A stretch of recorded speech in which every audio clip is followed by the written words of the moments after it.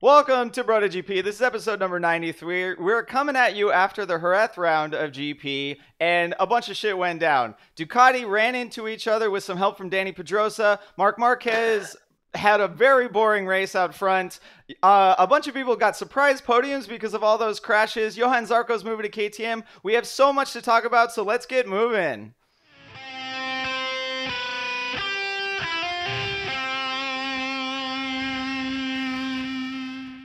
Well, hello there. This is Kevin, a public broadcasting version of Kevin. Alongside me, as always, is my co-host for this wonderful new episode of BrotoGP. We have Dennis down below sitting back in, the creator of this wonderful show that we like to put out for all of our fans out there. Rob, as always, is to my right. He is the wonderful engineer of this show. Now that I have new microphones and a nice webcam, and we're going to enjoy this show. I've got a nice bottle of California Pinot Noir with me, and I'm going to enjoy it. I'm letting it air out a little bit as I let the vines fall down below. For this episode, you'll find a number of numerous topics. Perhaps alongside the Jerez round, we'll talk about some of the dry sherries that they make and that wonderful alcohol that is created in that region of the world. I want to point out that the public broadcasting version of myself wasn't supposed to appear tonight. It was a complete ad-lib that Robin asked me to do. Despite that fact, I still have not stumbled over a single word, unlike Simon Crafar. Basically, I can completely make up a character on the spot with no preparation, and I'm able to actually do a show live in front of everyone. It doesn't matter that Rob is laughing. It doesn't matter that Dennis and his beautiful, handsome face is down below me, smiling away, which he is. I will still stick to the character with no spots. So that being said, we want to thank our wonderful sponsors for the evening, Writer's Law with a Z. Feel free to check out Psy should you have any legal needs or requirements. Perhaps you dropped your bike. Perhaps you were hit or rear-ended. Something happened and you need some representation. Maybe you aren't sure, but you realize in these dangerous times, so much conflict that you'd like to perhaps have someone on retainer. You never know. There's so much traffic in the world these days. People are upset. There's a lot of controversy. It might be nice to have someone like Cy or maybe even Lawyer Rob on retainer just in case. That being said, with my I'm excited to be here. Dennis, are you excited to be here? I am actually oddly aroused right now by your voice. That's Yes. normally my job, but no. And as always, my partner in crime, Rob, is here. Rob and I talked some time, Oh, and we're man. actually going to be in San Diego at the end of this week. And perhaps now that Luca is aware that there is a public broadcasting version of Kevin, she may actually let me crash with the cats in the guest room. We'll speak about that later after the show. But for now, let's talk about some motorcycle racing. Quick, Wow. that was a brilliant Riders Wow. Lot plug, Kev. I love that one. I Best think that's ever. gonna get a lot of play. Best Yeah. ever. Yeah, exactly. Quick Riders Law update. Riders Law racing update. They were in VIR for Moto America this past weekend, and I think Jackson Blackman on the R3 got a highest finish of 5th position. He did great. Andrew Lee got 2nd. Michael Gilbert on the Supersport bike. He was dealing with some kind of lingering injuries from his crash in Atlanta, and I'm actually not sure where he finished, but he kind of started out the weekend really good and then just got more and more sore and tired as the weekend went on. So it was really tough for him. Andrew crashed in qualifying. Speaking of, not to interject myself there, Rob, but speaking of public broadcasting in Moto America, all those races are actually up now for your viewing pleasure. Should you decide to want to see these races, you can go on the BN Sports USA YouTube page and actually find these races. Many of you are excited, as am I, as you can tell with the massive amount of inflection in my voice currently, that we will be talking more about Moto America. I'm getting text messages right now. I'm going to go ahead and silence that phone. I apologize to my cohorts here to that clear mistaken manners. You know, a lot of times we can't really get away from our phones. It's really just a critique on the modern era, isn't it? It's difficult to Oh detach. my goodness. Social commentary by PBS Kevin.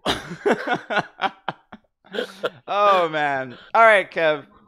All right, Kev, since you're already in broadcaster Kev, let's do a little serious Kev first off to start this one.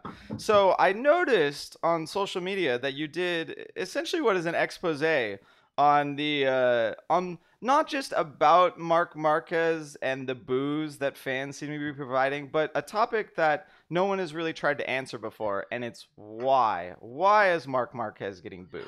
Yes, well, what happened is that do you I want don't me know to if I can. I don't know if I can take it for much longer. Yeah, you Okay. can break character. Please break character. I don't know if I can take it much longer. Title of the text me. All right. Enough of that. There was some talk on Twitter on Monday, and I don't know what came up. Someone with David Emmett, and then Simon Patterson chimed in about Marc Marquez moving or not moving to a different manufacturer, and I had just sort of ad-libbed threw it out there that like that's one of the reasons he gets booed is that like it's old news, right? And then of course Simon Patterson didn't really agree with me, and then David Emmett just kind of shined it off. He says, "Look, I don't care about why they boo. It's not a story that interests me. I just don't cover it." And then we have a guy who's on our Facebook group. He's on Twitter. He's on our IG. He's one of the OGs. He's actually in South Africa right now. So shout out to my brother. Loud V8 Noises. Ryan's his name. He's super cool peeps. But he brought up that like you guys don't even care. And then we got in kind of a talk. Him and I were messaging back and forth. And I realized really quite like realistically that despite the fact that every outlet talks about it, you see every outlet discuss, all they do is basically say fans are stupid. They're not real fans, yada, yada, yada. But what they don't do is say no one's done any journalism whatsoever as to why is he being booed? Why is he this super famous, who everyone cheered in 2013, who everyone was just amazed at in 2014? How did this guy become effectively a pariah for half the group? And I don't want to bring up politics, but it was kind of like the Trump effect in the sense that there's some talk that like no one really talked to his supporters, right? I'm not supporting either way, but what I'm saying is I'm not choosing a side there. What I'm saying is there's this group of people who are actively doing something, in this case, rooting against or booing someone, but no one has actually asked these guys why. What is it that you don't like about him? What is it that you are uninterested in? What is it that makes you actively dislike him? So one of the things that we've done on BrotoGP that I think is different from a lot is we have really cultivated a sense of community, a sense of friendship. I think I get messages all the time. I got tons of text messages from fans. We're all connected. And I think that what we finally were able to establish was people were willing to tell us straight up because they know I'm not going to spin it on bullshit. They trust Dennis. They trust Rob. They trust me. They know that they can tell us straight up. It's anonymous messages. So I actually just asked.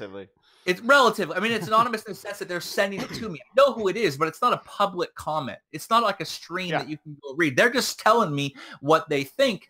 And so I sent it out there. I posted some polls, although one was kind of badly worded. And it was effectively, if you boo or root him, why? Or root against him, why?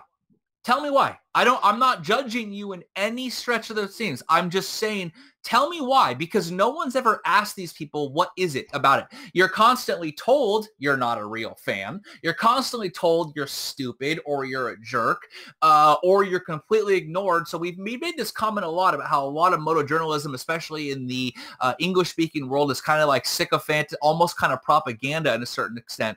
And so we just asked. And in the space of 24 hours, I received hundreds of messages. Now, granted, there's a slant to this. The overwhelming majority of our fans tend to come from a few areas: United States, UK, Australia, the English-speaking world. So there's a slant there. We're not getting a million messages from like the Catalan region, right? And then, sort of, I want to perhaps do an article. Maybe we'll do an episode on it, a little more journalism version.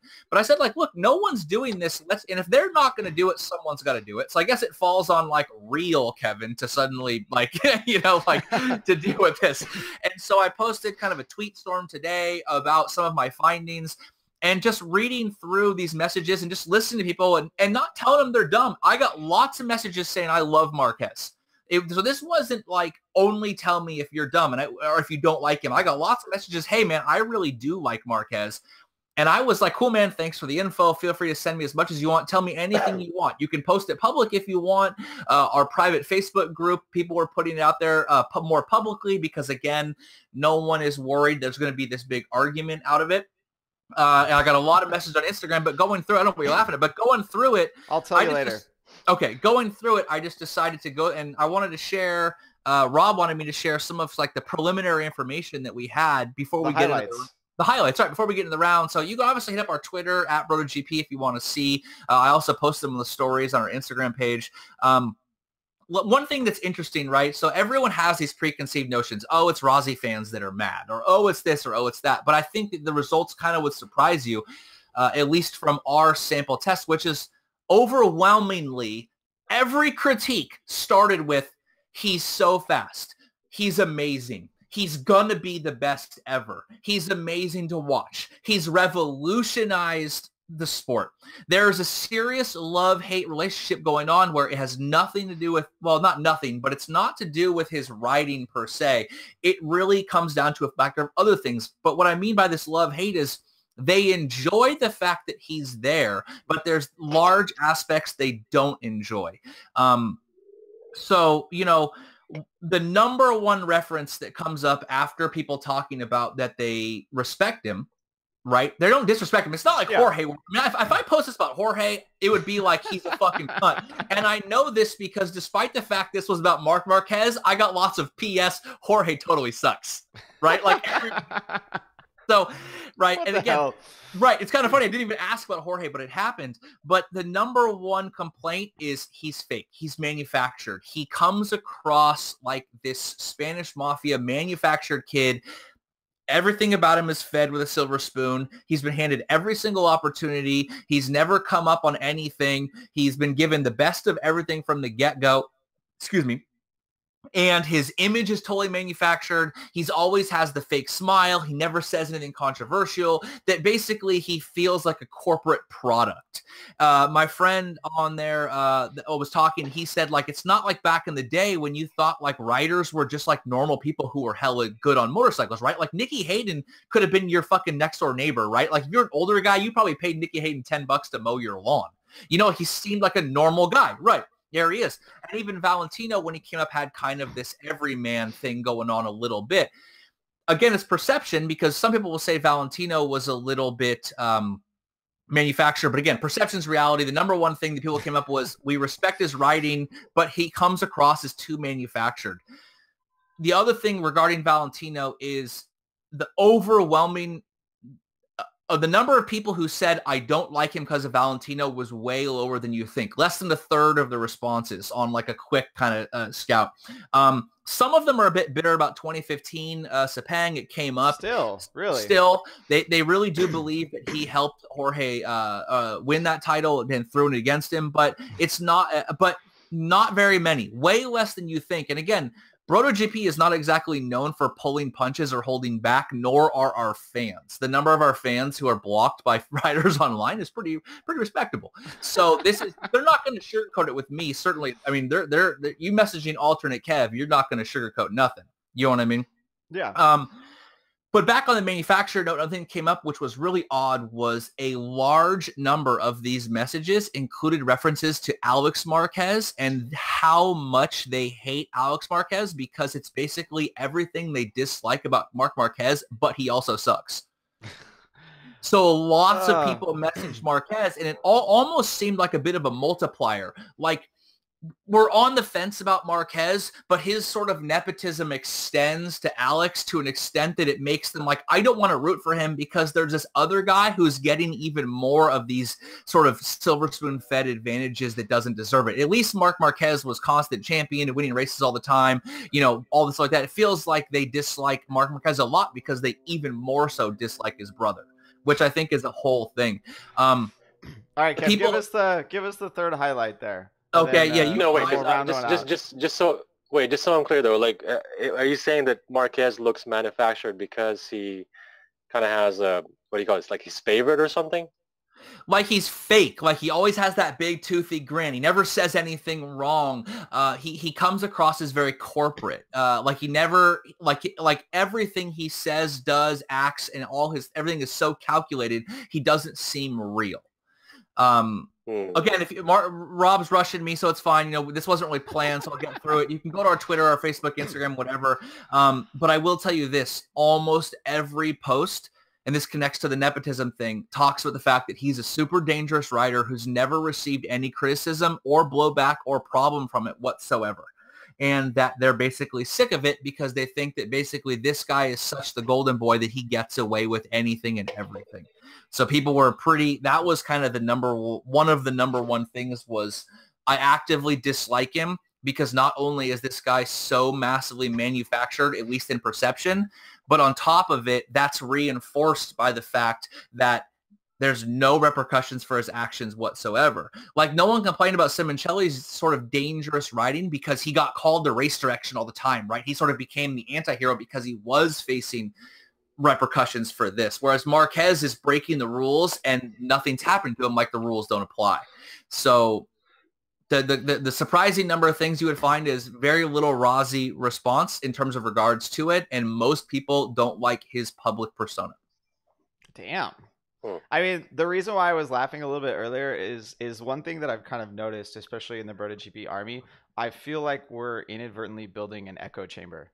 Like everyone that's in the army and everyone that follows us, like they listen, they obviously subscribe to our newsletter, right? And we've been, last year we started pushing this sort of nepotism plot line because that's what we saw in Marc Marquez and in Alex Marquez. And then for you to bring that up again as justification of why a bunch of people don't like Marquez, or just like an extension of they see that even worse in Alex Marquez, they hate Alex Marquez even more. Like to me, it's just like shit. Like, have we created this monster? Like, are we contributing? I have a different opinion on that. I don't think we're in an echo chamber because, like I said, first thing I said was lots of pro Marquez comments, tons of them. Tons of pro Marquez comments, which I did not critique and say, hey, that's not what I wanted to hear, because it is sort of what I want to hear because I want a sample size of people who like him too. I don't think it's an echo chamber as much as there's no other outlet for that point of view anywhere. You cannot criticize Marc Marquez whatsoever on any platform. Like, at least, not one that we've found. Not one that I'm aware of, enough that like Kevin with a full-time job and like other full-time hobbies decided to figure out how to take this on. Like I don't think it's an echo chamber because if you look at the BrotoGP army, tons of people say I don't boo. Tons of people, like Amy says she doesn't boo. Jen says she doesn't boo. There's a ton of people on there. Dennis don't boo. Right, exactly. Dennis has a Casey Stoner picture right behind him, the guy who beat Valentino, with a knife at a gunfight. You know what I'm saying? Like, so it doesn't really come down to an echo chamber thing. I don't think it really has more to do with there is no other outlet for this opinion to be discussed or expressed. Yeah, I mean, with Dorna and HRC kind of looming over everyone, right? All that other shit kind of just gets shut down before it happens. Right, and I think this is tongue-in-cheek comment. Tongue-in-cheek, but a lot of people are jaded because they think that journalists right now don't say anything controversial, don't do any investigative journalism because their access is completely controlled by Dorna. You can either get access or not get access. And that's like the sword of Damocles hanging over you. And if you do anything wrong, that's right. The sword of Damocles is an ancient Greek myth that would hang over. No, but yeah. So right. So that connects to the nepotism or the manufactured product. I really don't think it's an echo chamber, Rob. There might be some aspect of that, and I quantified that with. We're not getting like a lot of Italian, Spanish, or French comments, so we're getting a sample size from the Anglo area. But the common thread is that there is nowhere else for this even to get discussed. So if you can't discuss it, but you think it's going to build, and you want to express it, and it's going to eventually be expressed in fucking boos or screaming online or posting in all caps. And posting in all caps is not a good look, dog. No, God, that doesn't work for anyone. Right, man. No, well researched point there, Kev. I think that's going to continue to develop Oh, Dennis has a little pixelated clap down there. Sorry, Dennis, you're Dennis has the clap down there. Dennis has the clap down there. Fuck. Thanks, no Rob. wonder Dennis hasn't been on the show in a while. Oh, that's terrible. That's terrible. What was I saying? All joking aside, folks, VD, STDs, and other health-related issues are not no joking. No. If you have any worries or any interest, please see your doctor ASAP. I feel like it's harder to control like PBS Kevin than regular Kevin. No, but the problem is he can just jump straight onto the mic, get nice and close, start whispering, and then it takes over, and we can't do anything but laugh. Oh, man. We should have never told him how good he sounds like when he's close to the microphone. We've created a monster, right? We've created a monster. That's what we do. We're a fucking monster factory around here. So Rob wanted to kind of cover that and just let you guys know we were working on that and researching that, and kind of I was taking that on. And by we mean Kevin, that guy. Yeah, we mean me, but you know, and like if you're listening to this podcast right now and you're not really and you haven't really responded, send us emails, send us information, message me. You can message me on Facebook, you can message the BrotoGP page or myself if you're on the Army and you know who I am. I'm interested, and I'm not judging, and I'm not trying to create an echo chamber. So if you hear this and you like Marquez, fucking tell me why you like him. Like, send me the message. I'm perfectly acceptable. I want to hear this because it's rare that you have, this is a relatively new phenomenon and no one's covering it. So let's fucking talk about it. And then maybe I do a solo podcast, or maybe Rob and Dennis sort of interview me about my findings. Maybe I write an article. I don't fucking know. That would be hilarious if you did an entire 45-hour-long podcast as PBS Kev. 45-hour-long podcast.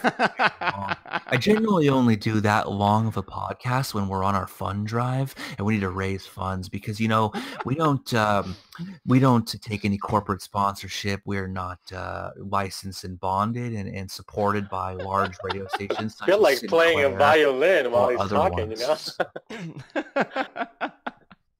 All right, let's jump into talk about racing, bitches. Yeah, racing. All right, so obviously nasty speed. I didn't know if I wanted to start off with the biggest talking point, just because, you know, maybe we need some energy towards the end of the episode. But we got some good stuff planned for later on, so we're gonna jump straight into it. So Ducati and Dani Pedrosa played fucking dominoes on the racetrack, and everyone went down. Right. The big talking point right now seems to be who's at fault in the incident, and we kind of have to blame Dani Pedrosa a little bit because he's. Do we? Yeah.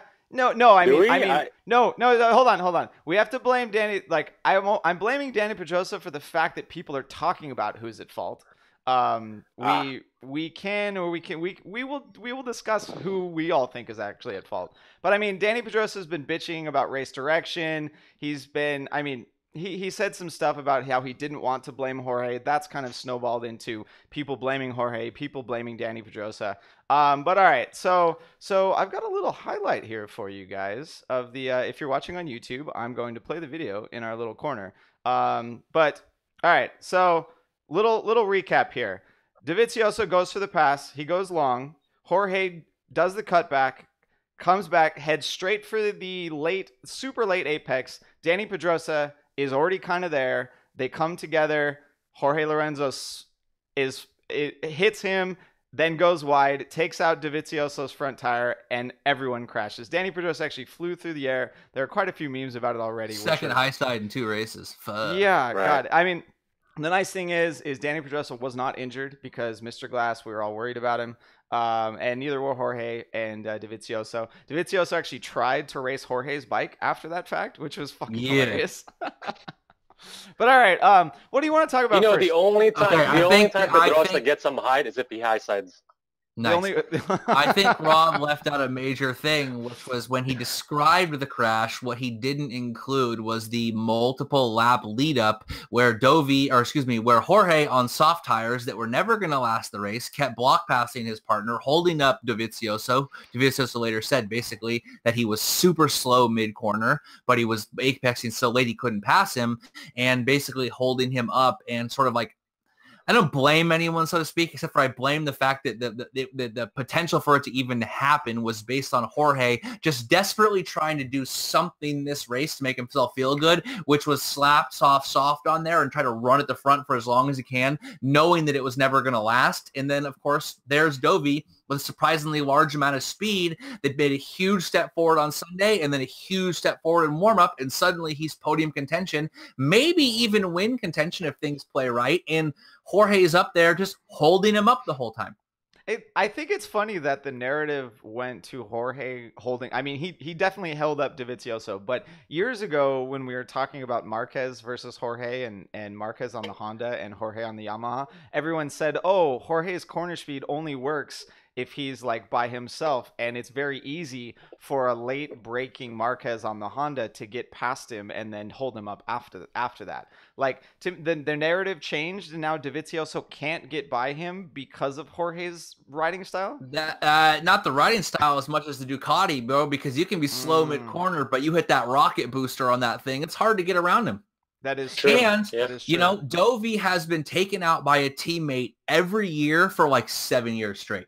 So the last thing Dovi wants to do is take his teammate out. He even said, I had surprisingly large amount of speed. I wasn't expecting to be there, but I was feeling comfortable. So I'm trying not to take too many risks. But, you know, at some point, like the problem with, yes, Marquez and Jorge on the Yamaha makes sense, but that's also because of stylistic differences in how the bike should be ridden. The Honda, Marquez was inventing the new style, rear wheel in the air, crossed up, elbow dragging, coming in gnarly, right? Like literally pivoting the bike on the front tire and beating him to the punch. But on the same bike and with a bike that's notoriously hard to pass to begin with because of its late entry and then massive exit speed, you know. And again, Dovi being a good part. We're talking about Dovi is the same guy who basically let fucking Andre Iannone win at Red Bull Ring instead of taking a chance to pass him because he wanted Ducati to get that first win. Yeah, I mean, the Ducati itself has likely improved Jorge's corner entry skills as far as late braking, because I would have expected Dovizioso on a Ducati versus Jorge on a Yamaha to easily slide up the inside on the brakes. But yeah, we didn't see that happen during the race. And I think the 2 or 3 times that it did happen, Dovizioso was forced to run wide, which kind of kicked off this entire incident. I also think that there's a perfect proportional relationship to who of the 3 riders, which one you dislike the most getting the blame. Because like there's enough like that you could do it. Like if you don't like Dani, you could be like fucking idiot dive bomb them. He was never gonna make that apex. What's he doing? If you don't like Jorge, he was holding everyone up. Blah blah blah blah blah. If you don't like Dovizioso, it's why were you taking so long to pass your teammate who sucks? Like you can literally find some sort of blame depending on which one you like or dislike less. All right, so let's go wild here then and just make shit up. Let's just make shit up here. So talking about fault for this incident and who's to blame for the crash and stuff is completely meaningless, right? Race direction already said it was a racing incident. No one is going to receive a penalty. It's literally just us shooting the shit. So I'm going to do it. I think it's Dani's fault. I don't disagree. Oh, Dennis, disagree. Quick, bring it back. I mean, I'm going to have to. I mean, the point is, I felt like it was like a domino effect, like a chain reaction. And the catalyst was just simply a racing incident. So I think that... No. You got to pick someone. You got to pick one. It's fucking Jorge's fault, okay? It's fucking George's fault. Why is he even there? Why are you running soft tires on a bike that you know... First of all, you're not Zarco on a Yamaha, man. That bike requires 2 things. Fucking railing it in there as late as you can and then getting on the gas like a motherfucker. Those 2 things don't work with soft tires. There was always a waste. All he wanted to do was run at the front for a bit of an ego boost to make himself not feel like such a fucking loser for running around in 8th or 9th and shit while his partner is running around winning every other fucking race. All right, wait. So then why didn't Dovizioso just wait like 3 more laps to take an easy second place when Jorge's front tire fell off? Like, why did he push the Because he thought he had the pace to fight for the win, and he wanted to see if he could take the chance to catch Marquez. Look, Dovizioso's 3-0 on last lap battles with Marquez. That is confidence inspiring. It's time to get past this idiot. And they should have map aided the fuck out of that guy. Actually, that's a good question. Why didn't they map 8 the fuck out of Jorge? Oh, because it doesn't work, and he goes faster when you He goes faster, right? Yeah, god damn it. By the way, God that's a butt just next to me the whole time. That's a butt right there. if you're on iTunes, Kev has a painting on his wall, and it's totally just a big ass. You should check it out. Check it out. No, Dennis, you were gonna say something. I was gonna make you pick. Whose fault it is. I mean, if I had to pick one, it's Dovi, Dovizioso. What the fuck? How did we all come with someone different? This is gonna be a good episode. Awesome. All right, I'm gonna give you my reasoning. One of the first things that you learn on the racetrack when riding a motorcycle is that it is always the passer's responsibility to execute the pass cleanly and safely. Obviously, cleanly kind of goes out the window when you're talking about pro motorcycle racing, especially if Marquez is around because they hit each other all the fucking time. But safely and so that no one crashes is very important. Obviously, Marquez failed at that in Argentina, got a couple penalties for it, right? He tried to punt Aleix Espargaro, and he successfully punted Valentino Rossi. Dani Pedrosa, from what I can tell based on this overhead that I'm going to show you right now, Dani Pedrosa was never actually in front of Jorge Lorenzo. Because of that, the responsibility falls on Dani Pedrosa to safely execute the pass. They both thought something different. Jorge Lorenzo thought that he could close the hole in time. There was a gap there. He thought he could close the gap. Dani Pedrosa saw the hole and thought it would stay open long enough for him to get through. They were both wrong. Absolutely wrong. But the responsibility of executing the pass safely falls on Dani Pedrosa. I had someone on the forums essentially think that it's bullshit that I think that a racer or someone like Jorge should be essentially allowed to just charge back to the apex. Essentially, they're offline and they should just be able to run back online whenever they see fit. And honestly, in a club race, totally fine. In a club race, I agree that, it's a club racing. We're not winning money. It's not our jobs. You're just out there kind of having fun. Take a little bit more time. Make sure there's no one there. Don't do anything stupid. In a fucking professional race, charge back to that apex, take the position, do everything you can to get that position. Jorge is, as often reported, is getting paid 12 million euros to fucking get a result. Yeah, okay?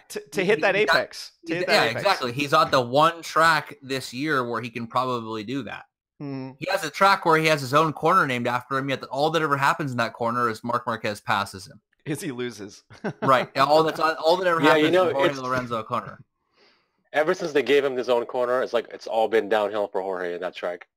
Yeah, I mean, he got third place last year, right? So that's what I'm saying. And so they got third place. This was like, the retribution kind of spot. This is where he could finally get some kind of positive result. And so, like I said, he's getting paid millions of dollars to make sure that Ducati is on the fucking podium. That's like his whole sole job, right? I mean, Broto doesn't have any friends. Broto don't got no girlfriend. You've seen his stories, man. Those are clearly paid fucking friends. He got those friends off some kind of website. I sort of agree in the sense, Dani, like, if you look at some of those angles make it look worse than others. The top view angle makes it look not so bad, but that view from the outside the corner, Dani looks like he's coming in so fucking hot. You know what I mean? Like he was never actually going to make that apex, and he just bam, he just connects, and it's a hard, I have a hard time thinking that it's Jorge's fault in the sense when he comes back in. He's coming back in to make the turn on the line. And like Rob said, in the end of the day, the onus is on the passer to make a safe pass.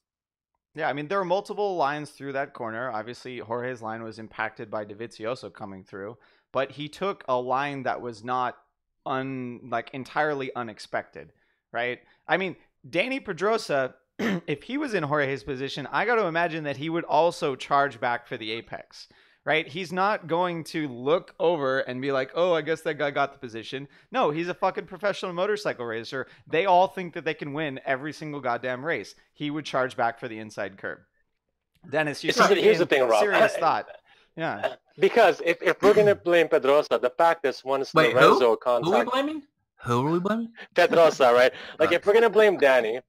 The thing is, by him contacting Jorge, he high-sided. He was actually the victim if you're going to blame him. Whereas, the thing is, if Dovizioso wasn't there and those two connected, they'd still be both, well, maybe not Pedrosa, but Lorenzo would still be upright instead of having crashed after hitting the Vizioso after he hit Pedrosa.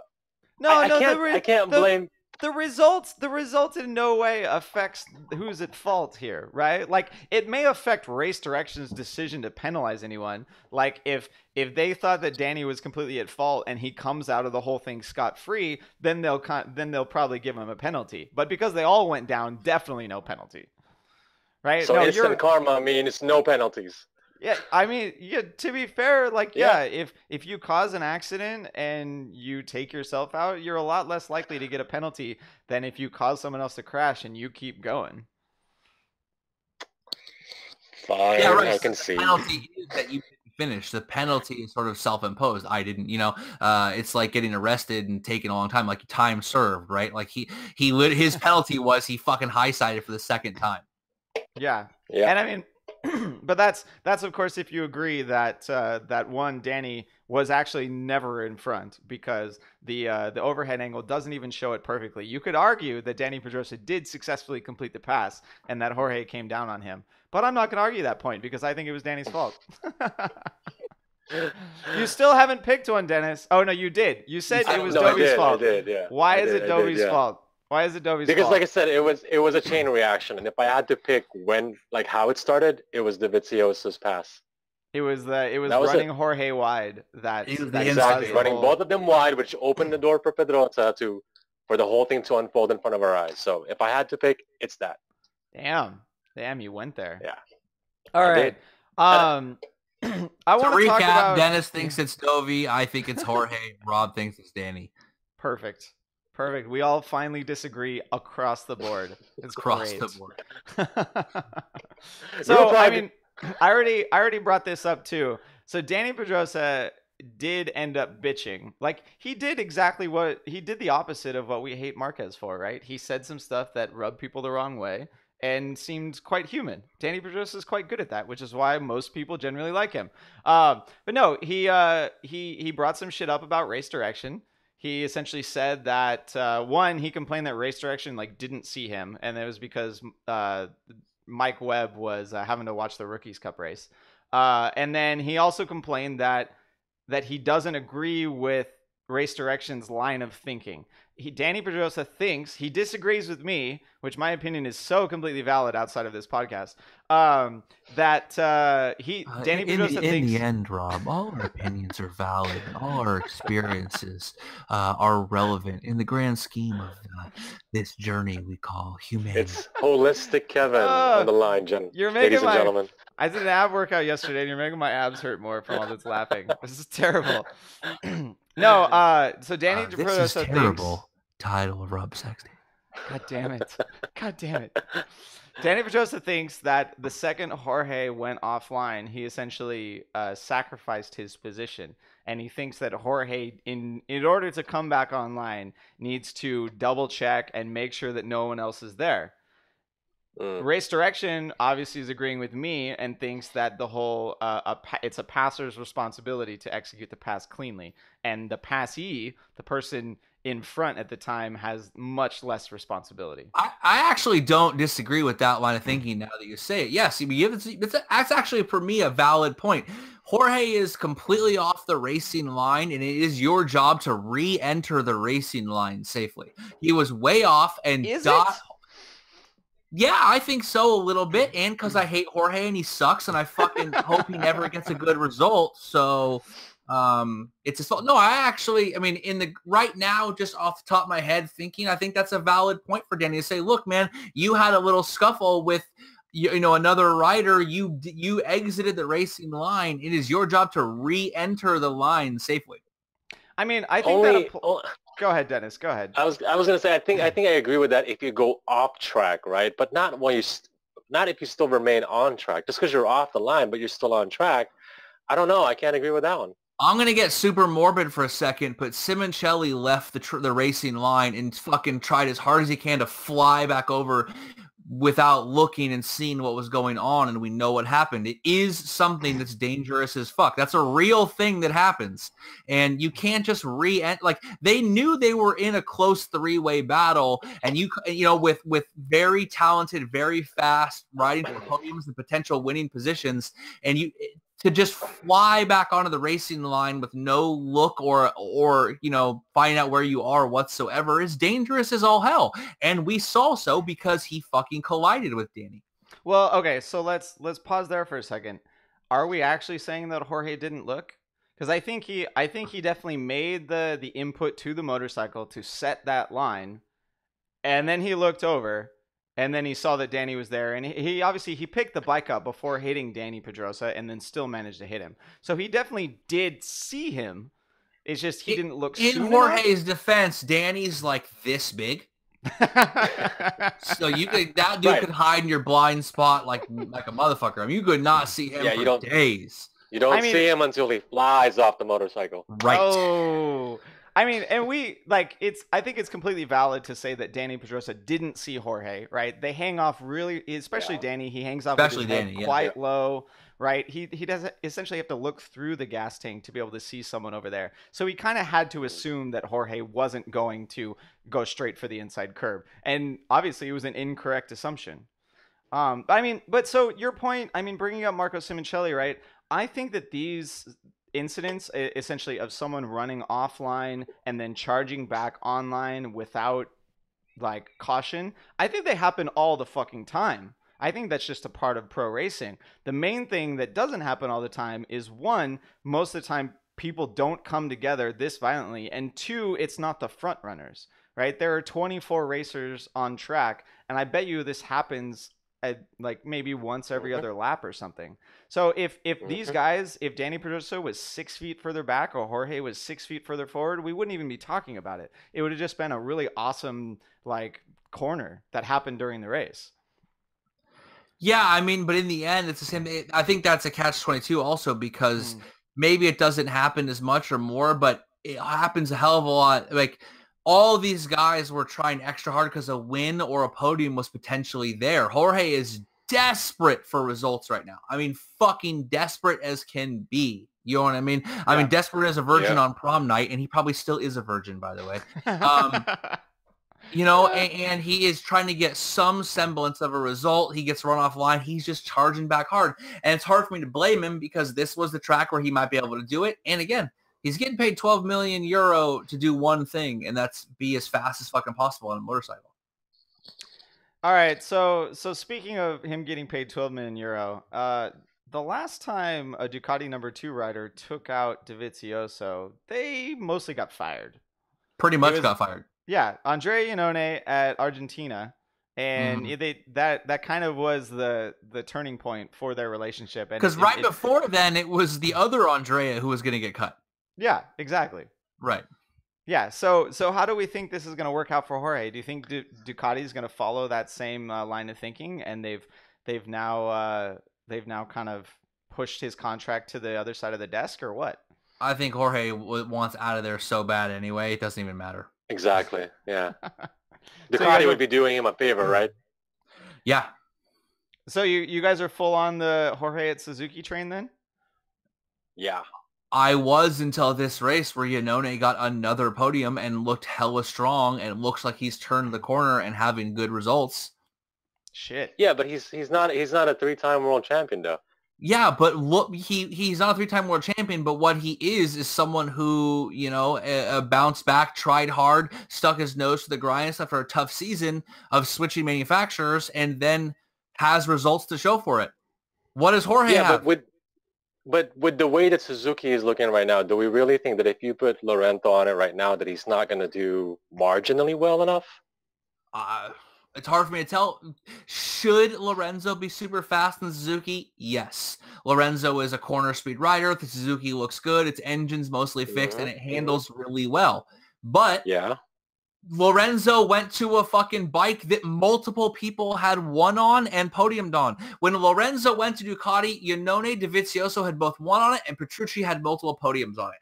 So it's the same thing we've said with the Bizarro Stoner. He's the only one who can't ride it. If I was Suzuki, I'd be super duper suspect about hiring a guy that we know when push comes to shove seems to kind of quit a little on the team.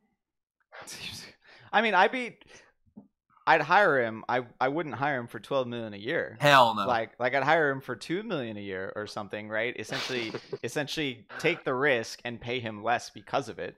But Well, yeah, like that's the thing though. We've been saying that about, like, we all have these ideas, these thoughts about how the chassis operates, and I gotta say, I kind of agree. Like the Suzuki this year, they seem to have gone back. The riders are saying they've gone back to something that more resembled the 2016 motorcycle, and they're able to handle the bumps. The corner speed is coming up, and the chassis is working really well. And Kev, like you already said, the motor is turned around, right? They're showing some great top speed at tracks where they were really slow at before.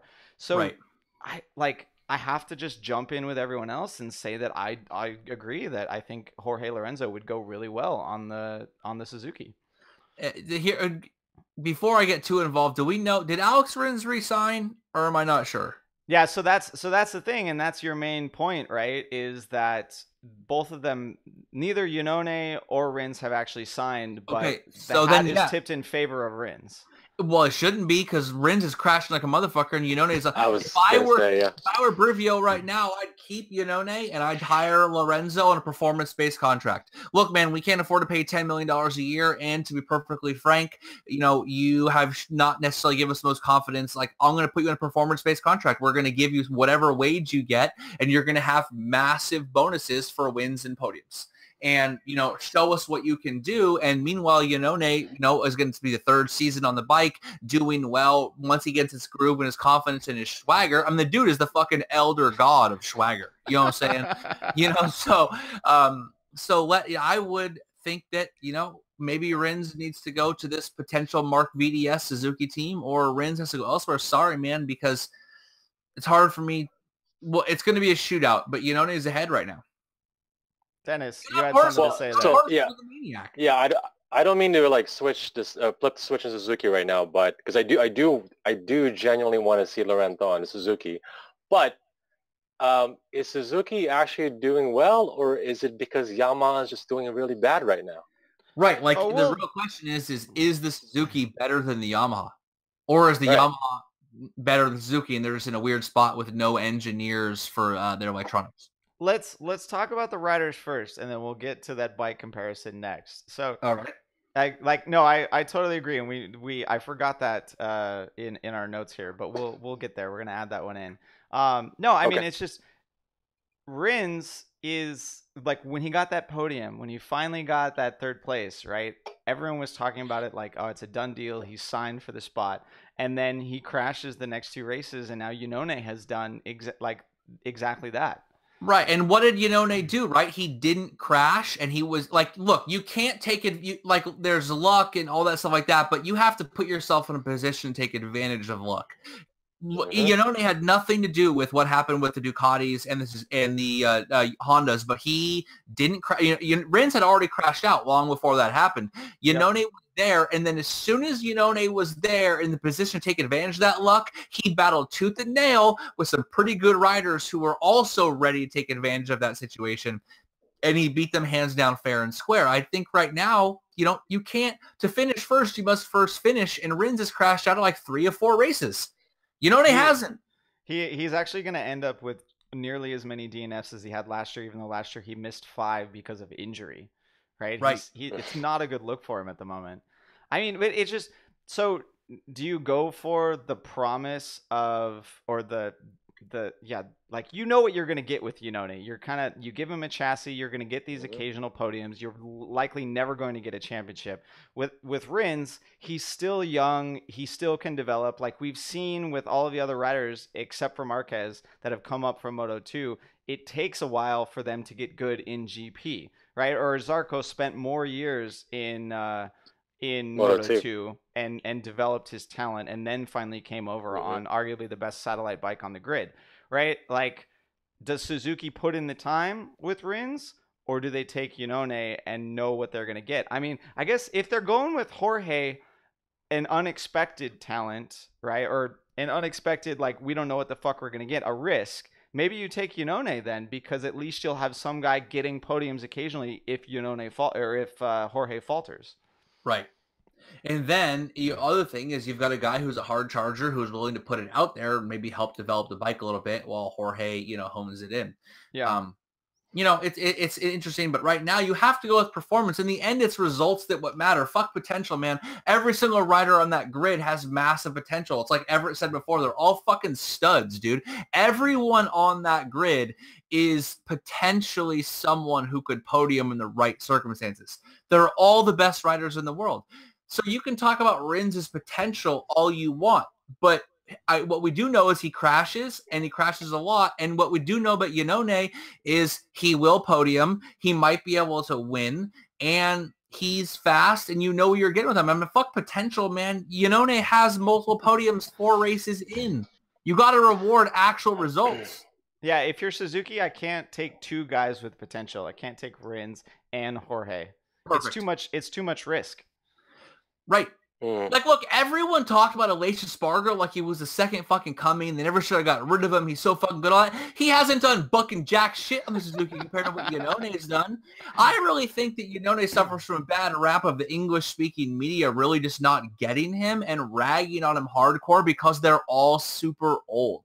You know what I mean? Like, Iannone is as millennial as it gets. You know what I'm saying? Like his Instagram and like that. And I think a lot of Iannone is a bad rap from poor coverage. He's negative perceptions of him, despite the fact that the dude is hella fast. It's a 2-way street, though. Did you see him in the press conference when he failed at understanding the social media question?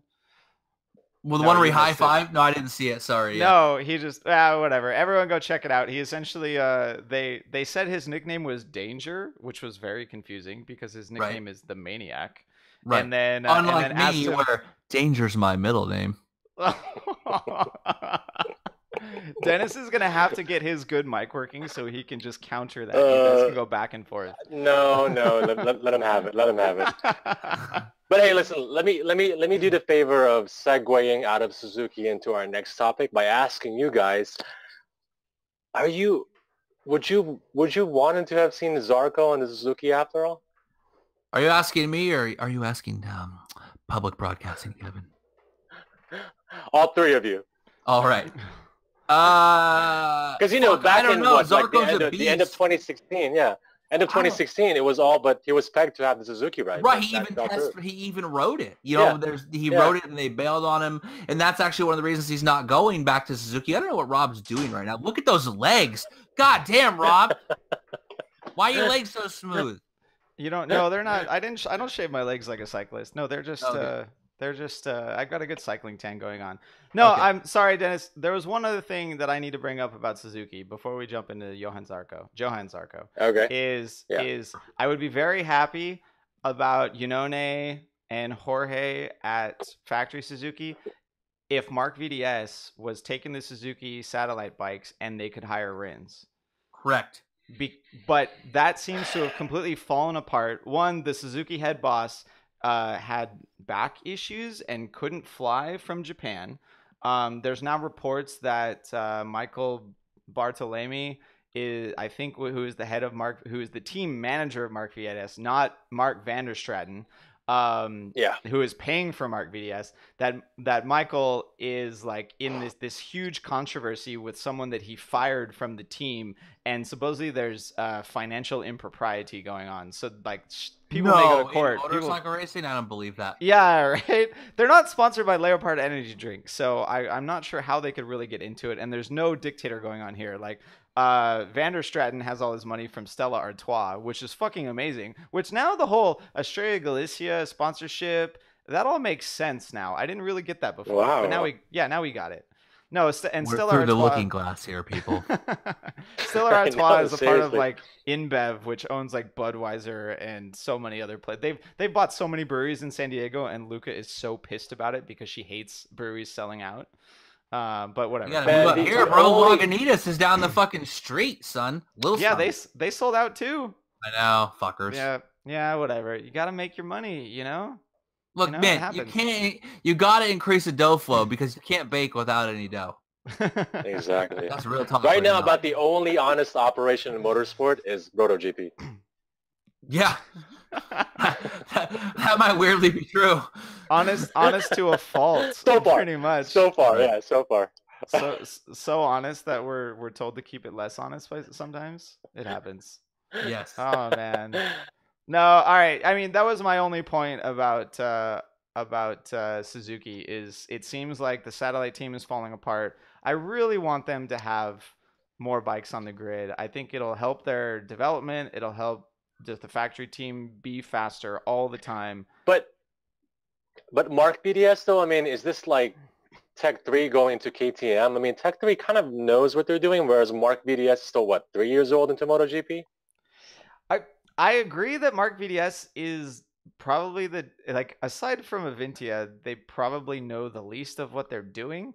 But right now they're fucked with running satellite Hondas, right? They get the least support what seems like the least support from a factory on the grid. If they went to Suzuki and were definitively Suzuki number 2 team, they would likely get more factory support. They would learn faster, right? Maybe they don't know what they're doing now, but after a year with Suzuki, they'd probably know some shit. So I think it would, it may just be a more long-term investment by Suzuki to train a newer team to be an amazing satellite team. To your point, I don't think that it's like Tech 3 going to KTM. Tech 3 has all their ducks in a row. They got their shit together.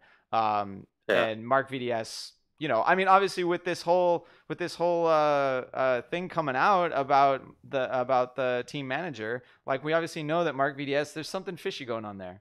So where there's smoke, there's fire, right? Yep. Sounds like a fucking job for BrotoGP investigative journalism. All right, let's move to the point that Dennis brought up. So you wanted to talk about Johann Zarco moving to KTM. Sort of, yeah. Sort of. Wait, no, I mean, I basically, as a segue... ride that energy wave, Dennis. Just fuck, yeah, just keep it going. No, as kind of like hitting two birds with one stone, I wanted to just kind of go back to that time when Zarco almost was on the Suzuki. Was almost on a Suzuki. Yeah, I'm glad that he didn't take that seat, though, because... That was Dennis's question. Yeah. Oh, okay. Yeah. Sorry. I was trying to play with the cat that was playing with my door. Yeah. No, Johann Zarco has shown us once again that the easiest way to get a factory ride in MotoGP is to ride for Tech 3. A non-Yamaha factory ride. Yeah, every time. Almost every time. Clarify. Yeah, I mean, Tech 3, they're phenomenal. They've got their shit together. They know what they're doing with the motorcycle. Like, Zarco seems to be another talent, right? We don't exactly know why he's able to be the top Yamaha once again.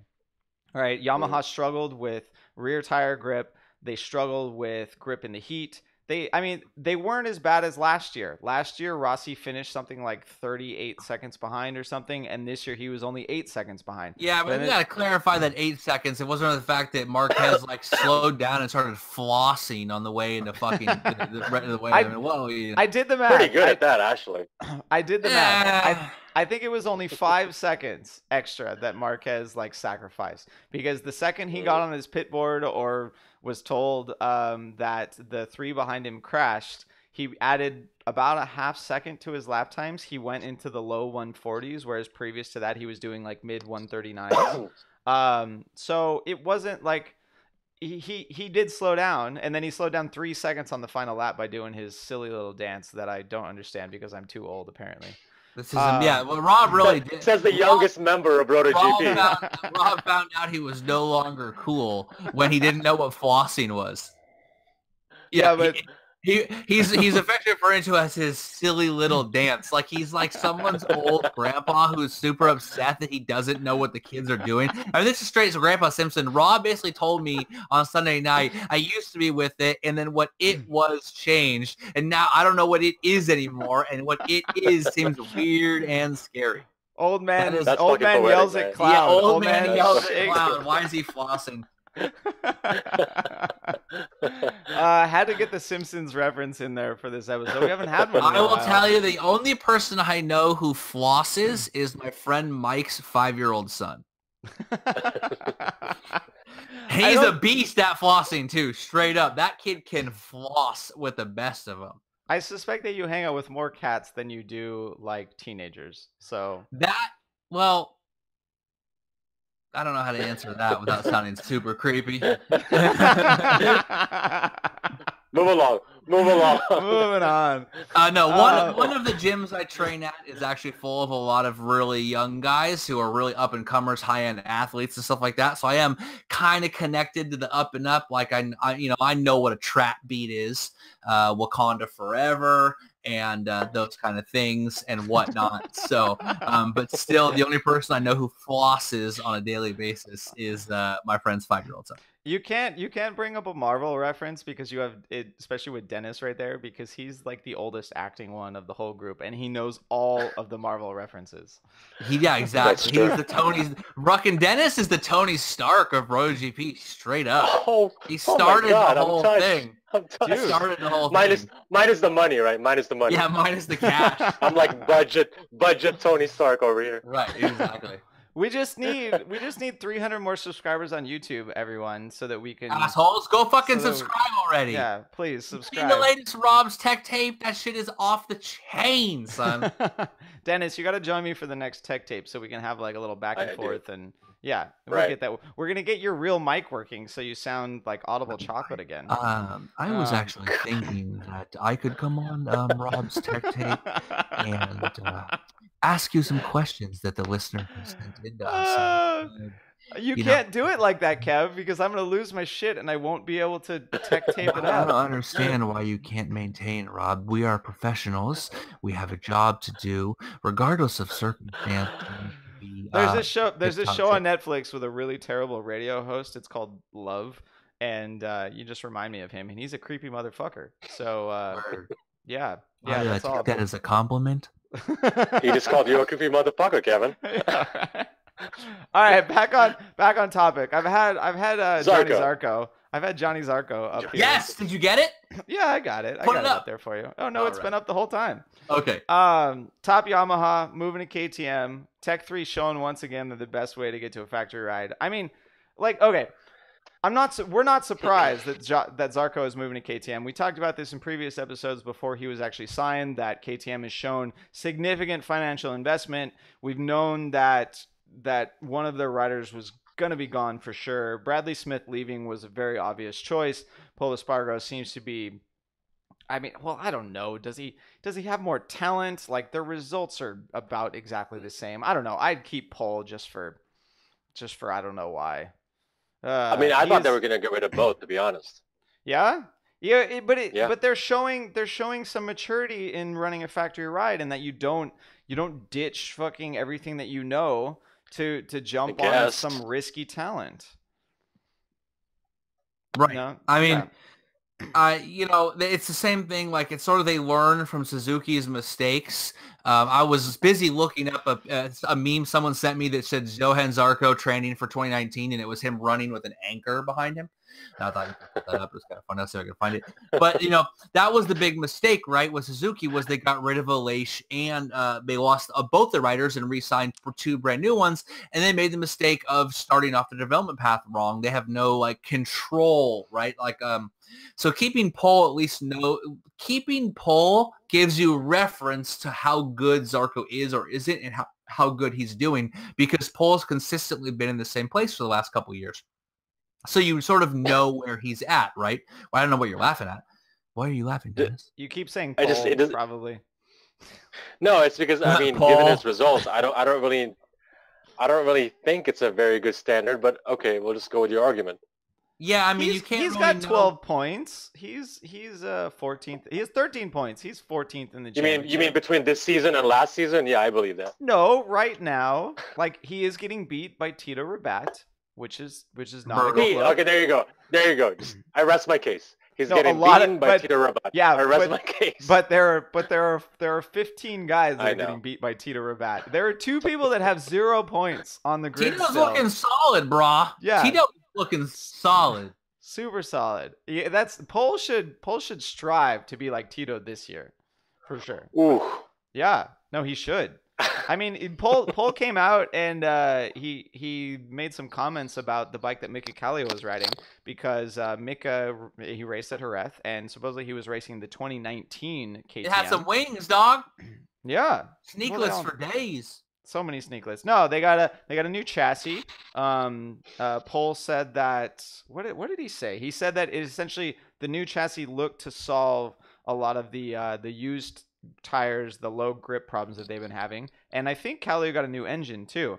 And the funny thing is, I mean, so Mika Kallio gets a new chassis and they all fought for the same exact positions.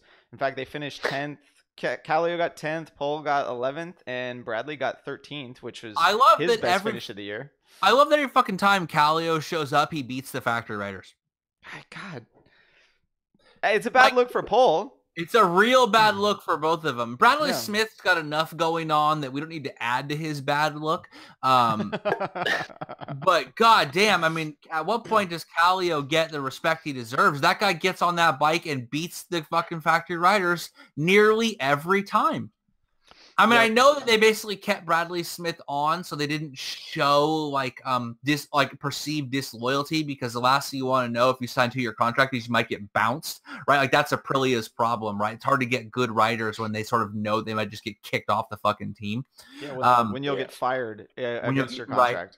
Exactly. But I mean, Kallio was just straight up better on the KTM than both those guys.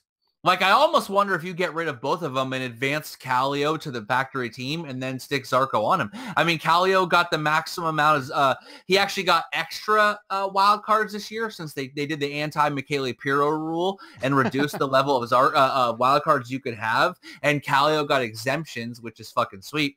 But like at some point, I wonder, they have concessions. They're allowed exemptions to the wild card rule. They just have to ask.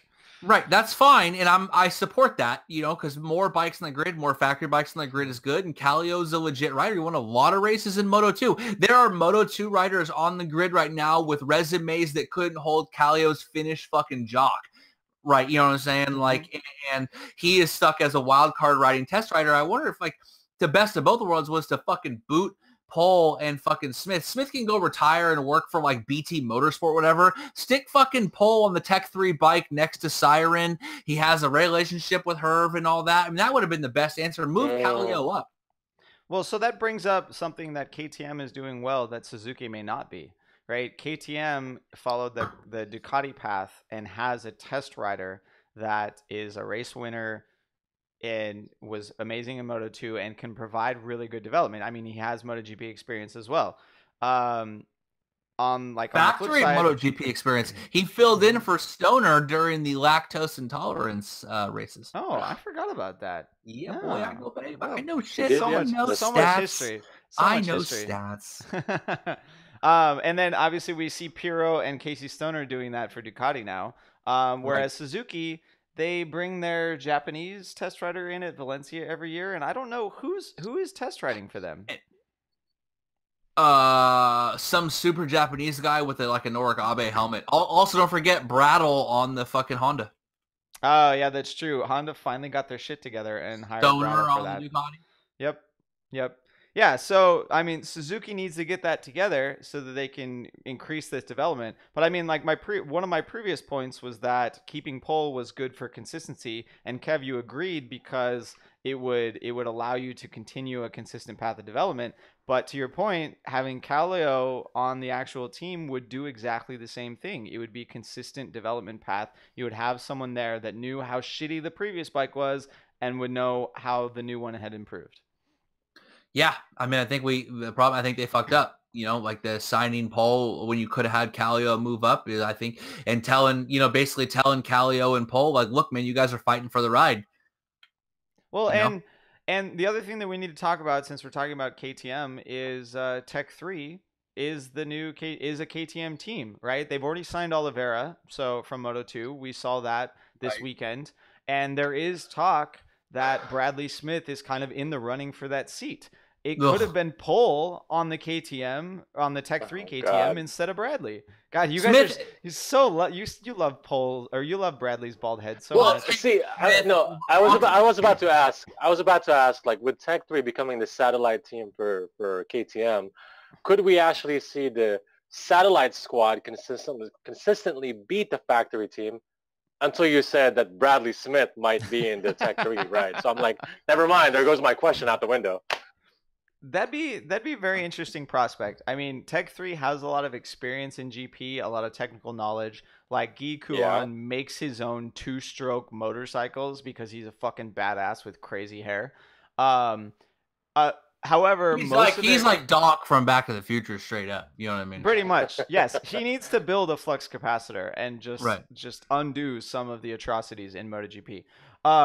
No, but the thing is, Tech 3 has all that experience on Yamahas, right? They always get last year's Yamaha, which comes with an amazing setup that actually won races.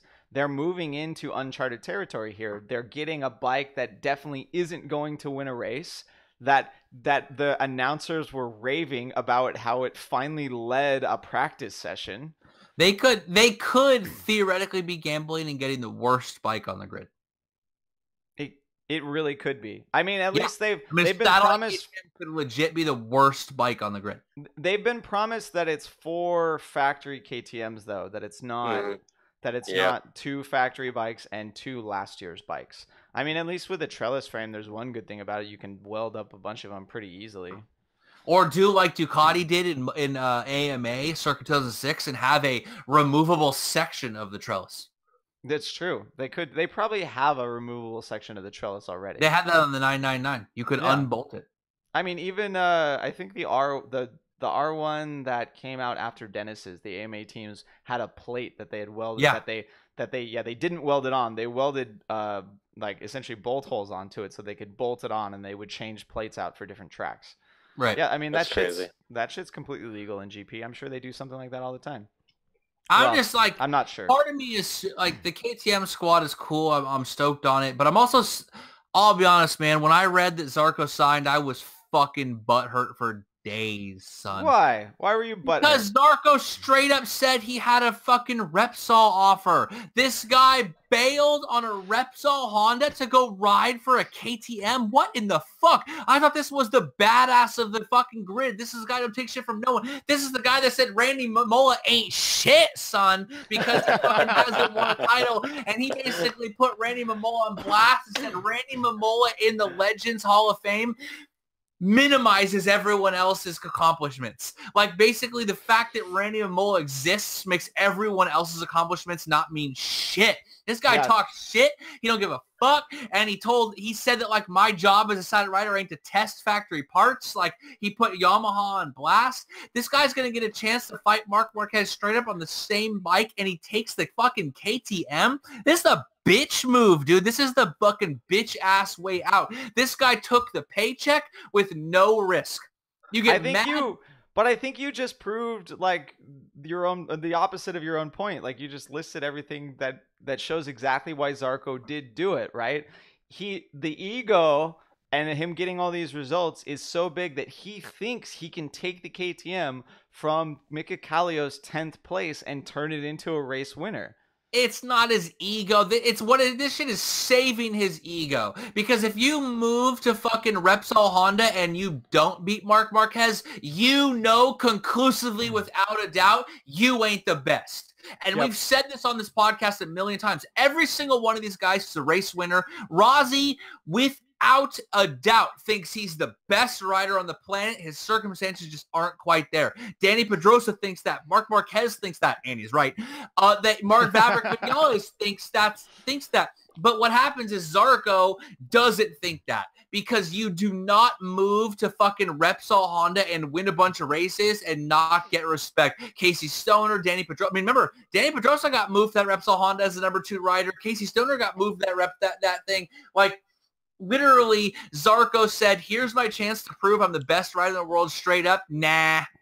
I mean, it's when you move to Repsol Honda, it's put up or shut up. That's what it is. It's put up or shut up. You know what I mean? I mean, you know, the Repsol Honda rolled in, thigh highs, thong, hair all done up, and she was like, fuck me, son. Do me now. Like, oh, shit, I've had too much whiskey. Maybe tomorrow. I mean, the whiskey is gone. Gone. It's quite sad. No, I mean, feel like this move robbed us. The move that would have satisfied Kevin and probably satisfied so many many people. One thing Rob knows, it's how to satisfy Kevin. It's 2 years at Repsol Honda to see what the hell he can do, and then move over to KTM to see to essentially expand the legacy, to solidify the legacy, right? Because if you win at Repsol Honda, you take the bike that already is a race winner, you challenge for the title, and then you go and do what Rossi couldn't do for Ducati. Let me tell you exactly what's going to happen. Normally, what I would have said was fucking Zarco, go to Repsol Honda, win a couple races, because at the end of the day, they're all there to win races, and this move may have just solidified him as never winning a MotoGP race in his career. He really could have. Right? That's fucking bullshit. Christopher Mullen has won a MotoGP race. Ben Spies has won a MotoGP race. Tony Elias has won a MotoGP race. Johann, will probably never win one. But here's what could have happened. He goes to Repsol Honda. He wins 2 or 3 races, maybe 4, maybe 5. Maybe he's a fucking revelation. And then after a couple wins, beating Marquez straight up, he proves his worth in the open market. He moves to KTM. He gets paid, and his new job is to develop that thing to beat this guy. You know what's going to happen? He's going to develop that bike to a top 5 ride, and Marquez is going to get bored at Repsol Honda after he wins 3 more titles, move to KTM. After Zarco did the fucking grunt work, he's going to win the title, and he's going to steal fucking Zarco's glory on every step of the way, son. Wow. Because in the end, Zarco's still fucking 29. He's going to be 32 when that thing's up. Turns 30 this year. And fucking Marc Marquez is going to be the 6-time MotoGP champion who's been sponsored by fucking Red Bull since day one. They're going to get paid, and they're going to shit all over Zarco. And fucking Marc Marquez is going to move that thing, win races in his first year, win the championship in his second year, and everything Zarco did was for naught. So the only way out... Go ahead, Dennis. You're shaking your head now. I was going to say, except we all know that that's not going to happen, because if anything, we want Marquez on the Ducati, but even that's not going to happen. So let alone KTM, it's not going to happen. Yeah, but it's I think that's more likely than Zarco turning the KTM into a championship winner in his first contract. Right? But that's the thing that must happen to, for sure, save his legacy, is he's got to be able to win races by 2020. But even then, right, like, what, does Marquez come in to KTM in 2021? Like, not going to happen. Pure speculation here. Marquez comes in 2021 and then Zarco beats him? Well, here's the thing. Yamaha, that KTM is even more flattered by the fact. I mean, Zarco's results are flattered by the fact Yamaha sucks right now. But Yamaha goes through this, right? 2002, 2003, they fired. 2001, 2002, 2003, they struggle. They have problems. In 2003, they win no races. They bounce back. Then what happens in 2006? They have some issues. There's some signs, kind of like 2015, and then they have problems in 2006 and 7. They bounce back and win 2008 with Rossi, 2009 with Rossi. They win with Lorenzo. They have a little bit of an issue with Lorenzo and Ben Spies. They bounce back. Yamaha does go through these peaks and valleys of support and issues, and then they fix it. You telling me in a year and a half that Factory Yamaha is still going to be not that good, still struggling, still having problems? I don't think so. Right now, Marquez and Dovi are flattered by the fact that the Yamaha's not doing well, and any chance that Zarco has on the KTM is going to be gone when those 2 bikes come back up. I mean, I'm glad you brought the Yamaha back up, because we've seen peaks and valleys from Yamaha, but at the same time, we've also seen other factories sort of struggle with an inherent problem for a very long time, right? Ducati is still trying to fix mid-corner turning, even though we've changed tires, we've changed electronics, we've even changed engine sizes, right? They've been working on this problem for a really long time. Like, Yamaha does not have a handle on rear grip, and they don't have a handle on the spec software. But here's what's going to happen with Yamaha. Yeah. Let me tell you, Rob.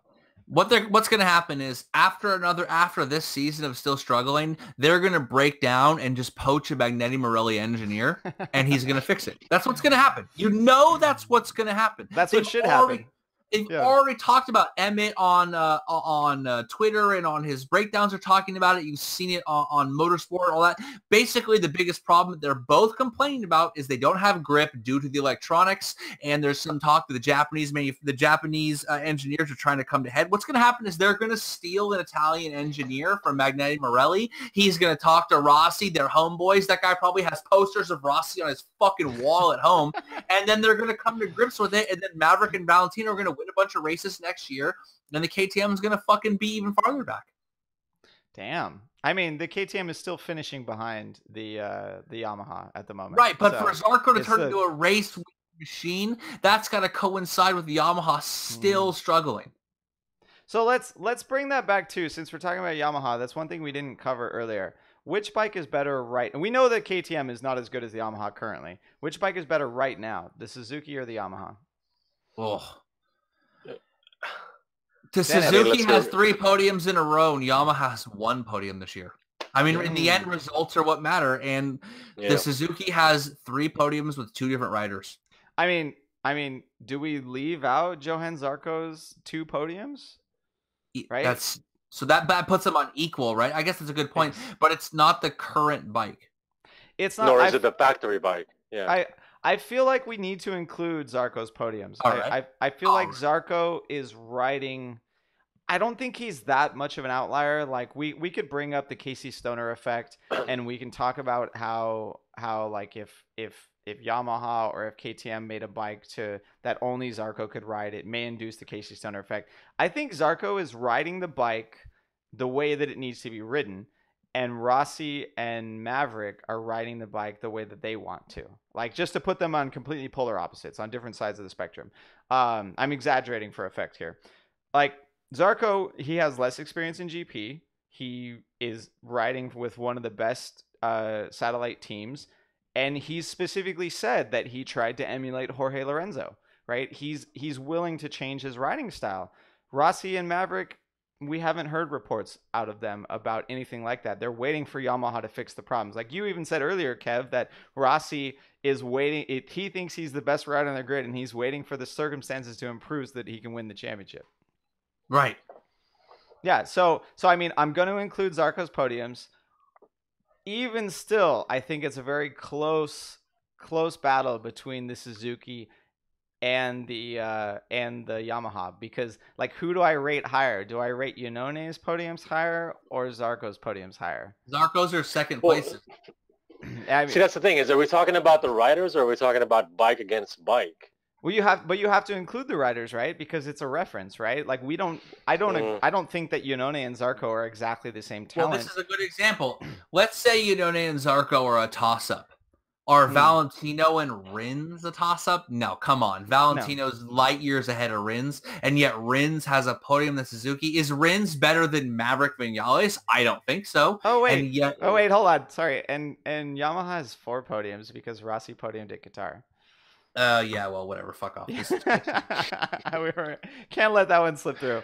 No, I mean, I agree. Nothing ever counts from the first race of the season. Nothing ever counts.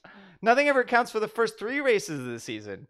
Argentina, Coda, and Qatar are fucking odd flyaways. They don't mean shit. Yeah. For like the Jerez podium by Yannone is more indicative of how the rest of the season is going to go than the previous podiums by Yamaha. Even though Zarco was also on the podium. Yeah, I mean, Ducati doing really well at Jerez is more telling to us than them doing well at Qatar.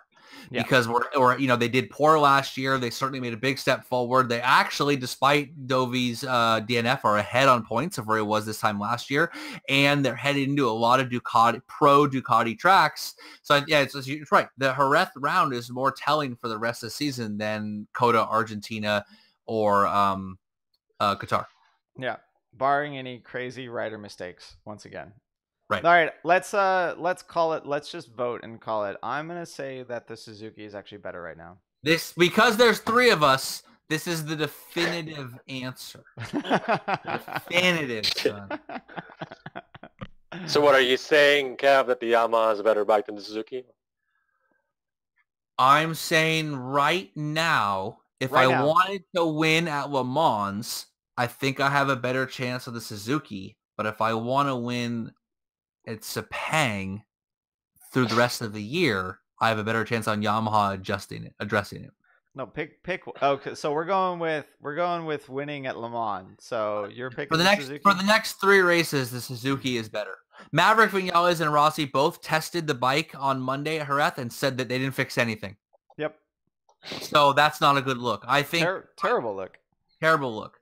I think that Maverick and Rossi are better riders than Iannone and Rins, and yet Iannone and Rins together have more to show for it. Yep. Dennis, give us your vote, even though it's already decided.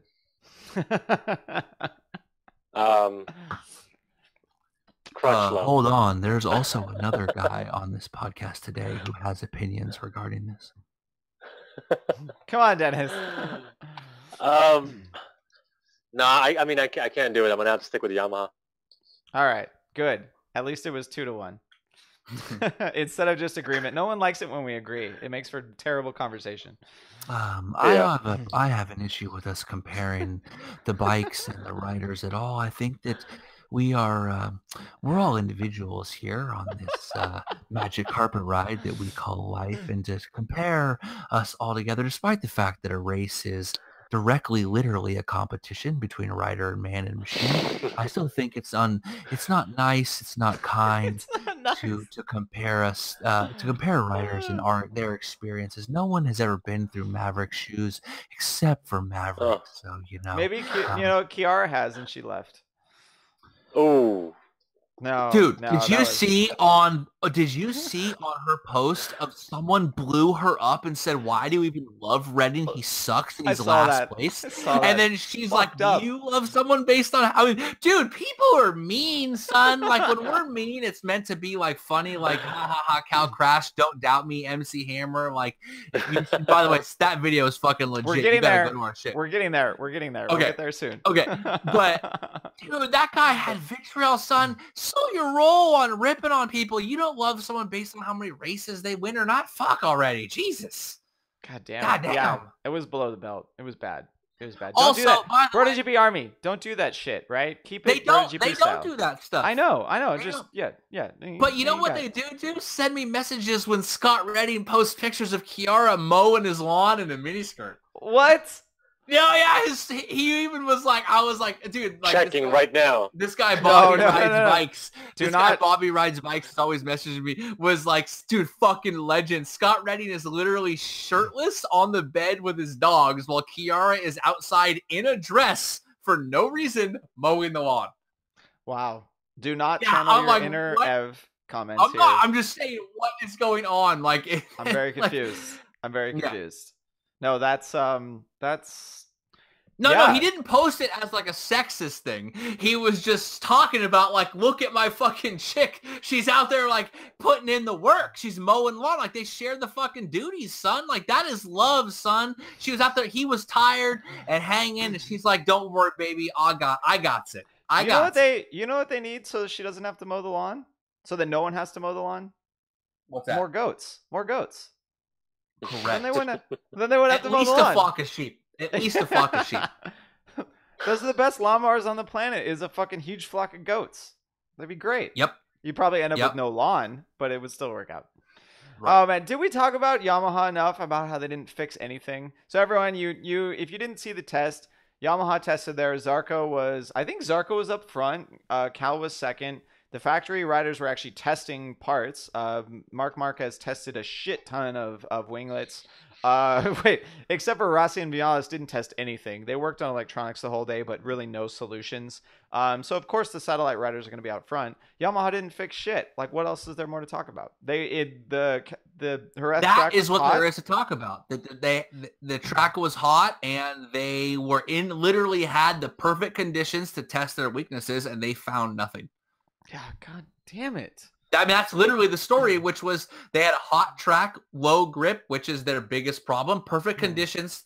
Forget times. Who cares about satellite bikes? Who cares about running top speeds? Who cares about, fast laps? We need to sit out there pounding, 50 to 75 laps and try to come to some conclusion on setup to deal with this low grip issue situation. And here is the perfect time to do it. Fuck testing. No one cares about mid-season testing. Let's just get out there and try to find a solution. And both riders are literally like, we ain't found shit. I mean, this is straight out of Spaceballs. Comb the desert. We ain't found shit. Love that movie. No, it's a really bad look for Yamaha, and I'm really surprised that it's going this far. That Rossi and Vinales can actually say these things in all the media reports that they haven't found anything, and the Yamaha, like, they're just it looks like, I mean, I know they're not, like, improving on peak frame is a pain in the ass. They're not just sitting there twiddling their thumbs. They're actually working on stuff. But they legit don't know what to do, and they can't do it fast enough. Like, to Kev's point earlier, they need to hire a fucking Magneti Marelli engineer or steal one from Honda and Ducati so that they can fix these issues faster. That's what it's going to take. It's going to take more money. They need to invest it. They got to get Rossi and Vinales back at the front for the sake of the championship. Right. Yeah. I mean, Honda literally did that. They poached Yamaha engineers and then ended up winning the title based on it, right? Yeah, they didn't have a rider, so they poached Casey Stoner and won. I mean, at some point, you got to realize, I mean, it's like Picasso said, great artist imitates, good artists steal. Just fucking steal what you need. I think there are only 20 or 30 guys on the planet that can do this software as well as it needs to be done to win a championship in MotoGP. So when they're spread out between HRC, Ducati, and Yamaha, they got to 21, because if Rob can get me through electronics to get this microphone working, he can make it work.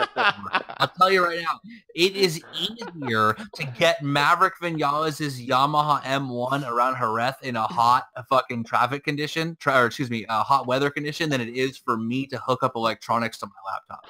No doubt. No doubt. After the last recording, what did we spend, an hour trying to debug your broken microphone? At least an hour, yeah. I'm still calling it. I think the last snowball that you had was actually broken. Please, no sex snowball jokes. Don't do it. No one do it. All right, I'm moving on. I think we got one more point here. We're at about 90 minutes. There is one more point. I'm going to start this off the best way possible. Mm-hmm. Title of Rob's sex tape. Don't doubt me. Don't doubt me. Don't doubt me. Don't doubt me. All right, we're bringing back Cal Bastion time here. Just for real quick. So Cal put it on poll, right? Do I even care to remember that fact? He did put it on poll. It was the fourth poll. And also, not only did he put it on poll, I think the stat was the last 3 races at Jerez had been won by the rider from poll. And as we know from Cal to round, he's no longer a 6th place rider. He's a 1st and 2nd place rider. So the fact that he was not a 6th place rider and he's on pole would have lended many to believe that he would in fact win the race, or that he had a good chance at winning the race. But instead, something else happened. Something that no one who listens to BrotoGP would be shocked by. In fact, I believe multiple people on the Army correctly predicted the lap in which he would crash. The actual lap. Yeah. Oh, that's awesome. Yeah, so Cal tucked the front in turn 1. It looked like he was kind of at that point where he should have started exiting the corner, which is a very dangerous time for the front tire, because that's when you're off the brake, you got to roll on the gas, it unloads the front tire. He tucked it. We doubt him. Right. Every time. Yes, I doubt him. Yeah. Despite his self-proclaimed undoubtable nature that's undoubtedly true, I definitely doubted him heading into the race. I think I even posted on Instagram that he was undoubtedly the most undoubtable top 6th place finish. I don't remember what I said. Oh man, dude, it was former title leading Brit, current Jerez fastest lap holder, undoubtedly the most undoubtable racer on the grid who should never be doubted, undoubtedly is your pole man, Mr. 6th place himself, Cal Crutchlow. Basically the most superfluous rider on the grid. He fucking had the fastest lap around Jerez, despite the fact that they had new tires and a new grip surface, and Matt Oxley jizzed in his pants. I mean, if you could pull up the Andy Sandberg jizz in his pants image right now, please do it, Rob. But yeah, I mean, they basically anointed him that he was going to win the race. They couldn't have juxtaposed him with the fact that Jerez had been won by the last like 4 pole sitters in a row any more than they did. I mean, it was insane. At some point, what looks like, what are you doing? What are you spinning? Oh, sorry. Literally, they spent just like they said he's, I mean, basically Cal Crutchlow is the most recent Cal Crutchlow since Barry Sheen. He's the most recent Cal Crutchlow. Dennis gave you a double face palm while you were going through that one. It was not a good look. It's not a good look.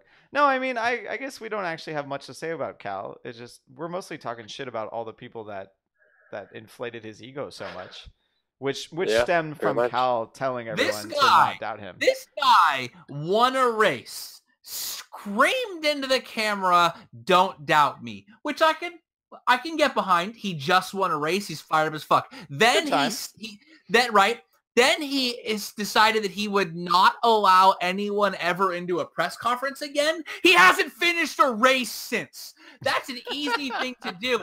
If you first of all, we all know that meme, right? Don't have to allow any journalists into your press conferences if you never have a press conference again. You know what I mean? Kev, you can't look away from the microphone anymore. You can't do it. No, why not? No, because PBS Kev is better when you're close to the mic. No, either way. All right. Attempt to speak clearly, concisely into the microphone. I hope we get so many comments about how you sound amazing on your new snowball. It's just if we get 0 comments about it, I'm gonna be Rob it's gonna is be a bad. very big fan of how my snowball sounds. He loves hearing my snowball, especially when my mouth is close to it. That's terrible. Okay, last little bit here. Let's brush up our sign. Rob. No, I don't have any more video. I already played the. You want me to play Don't Doubt Me again? All right, one more time for everyone. One more time. When did you play it the first time? Oh, you didn't hear it? Earlier. No, I've been playing it. Don't doubt me. I can't hear it. I don't know. Maybe it's because I turned it down. Don't doubt me. Oh yeah. Yeah. Don't I love me. MC Hammer. No. Last thing. Simon Watch. We haven't. Was Simon Watch last time was a big hit, mostly because. Well, no, it wasn't. Amy was amazing. Everett screwed the pooch on that one. Simon Watch now this time. What do we got here? What did you think of his performance? This dude forgot to turn on the mic. I knew you were gonna make that up. I mean, literally, you only here's my video. Here's how you turn on the mic on this snowball. There's a little button back here. You just flip it. It's a fucking switch, bro. Like we've all seen our whole life. Kev, that switch doesn't turn it off. Fuck. Leave that switch on setting number 1. It's for audio quality. quality. My story was based on true events. Okay, here's my point. Keep it going. Keep it going. Literally, someone sent me this video. Alex Marquez, he's in Parc Fermé for qualifying. He rolls up, has the mic, and starts talking. It's not on. Okay? And it's just not on. And they're having a conversation. The mic's not on. And then he realizes the mic's not on, turns it on, and then calls him Mark. Oh. Wait. That happened that happened in Moto2 qualifying as well? Yes, I have the video on Instagram. I can save it in post. I didn't know that he practiced turning the mic on in Moto2 qualifying and then failed to turn it on for the Zarco interview at the end of the GP race. Right. I didn't know that. There is no one less qualified for this guy than this job. Look, I don't give a fuck how many races you won. I don't care if you're fucking Valentino Rossi. If you can't, A, use the equipment correctly, and B, eloquently state your opinions and ask answers, it doesn't fucking matter. Again, it doesn't matter how much he knows about racing, how much like insight into the thing that he might have if he can't express it. I'm not even talking about his sort of laid back Kiwi nature that I can learn to love, right? Like we all saw Thor Ragnarok. That New Zealand shit is hella funny, dog. Hunt for the Wilder People was a dope movie. If you haven't seen it, literally it's on Netflix. The Wilder People, the Jurassic Park guy? Hunt for the Wilder People is so good. Brilliant movie. I love that Hunt for the Wilder People is legit. Video that. I love me some quirky New Zealanders, straight up. Simon Crafar is not a quirky New Zealander. He is a... I don't want to alienate people. He is a challenged New Zealander. He's how diplomatic, Kevin. How diplomatic. Right. And then I posted, like, we got to get this guy off. And someone's like, what about Bradley Smith? I'm like, what about the chick that we know is hella good at the job, super qualified, that everyone loves? Yeah, right. Why are we trying to shoehorn dudes in that aren't good at it when we have someone who's good at it, who is already worked for MotoGP for years? And don't give me this bullshit about how he's learning on the job. How did Amy learn on the job? She was doing the lower level shit first to hone her craft and get better. Send Crafar down to CEV. Send him to World Superbike. Send him to Moto3. And I don't want to hear this bullshit about how if you send him to Moto3, he couldn't get anyone's name right. If you can't get their name right, you're not qualified to be on the grid, okay? You're not qualified to be doing this. This is a worldwide sport who's expanding into Southeast Asia, Indonesia, Thailand, India. Bro, hire Dennis. Dennis is more qualified to say half these kids' names in Moto3 than anyone you fucking know. Fucking flawless as shit, son. Dennis has been on more broadcasts than Simon by far. And he can pronounce everyone's name so eloquently. Right. He can say DeGen Antonio for sure. What about Bartolome? Bartolome. Michael Fuck Bartolome? that, dude. All these Italian and Spanish names, that's not the problem. It's fucking Carl D. Moonpawi or whatever the fuck all these guys, you know what I mean? Like, and I'm not hating, man. I love that works. You're big. But we gotta, like, Simon Crafar ain't no Dennis. I think last time I watched World Superbike, I discovered that there was an extra letter in Top Rack Razgadioglu that I am not pronouncing. I still love that both those announcers never say his last name. It's always he is Top Rack. Like everyone else refers to Sykes and Ray as Sykes and Ray, but Razgadioglu, even though I'm missing a letter. I think there's an I that I'm missing in there. So, but either way, no, yeah. I mean, so Simon Watch, like. I think that he presented a handful of very good points, and it actually seemed like he had thought about them ahead of time before turning the microphone on. But to Kev's point, I'm still like comparing him to Amy and how Amy was fucking brilliant. And like, all right, like Simon is now off the bottom. He is now better than he was 2 rounds ago, which is not a good look for him still.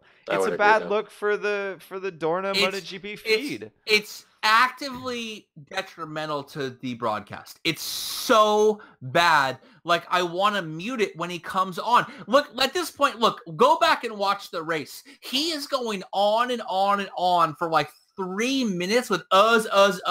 And finally, Dani Pedrosa simply caused a multi-rider pileup to fucking save us all from it.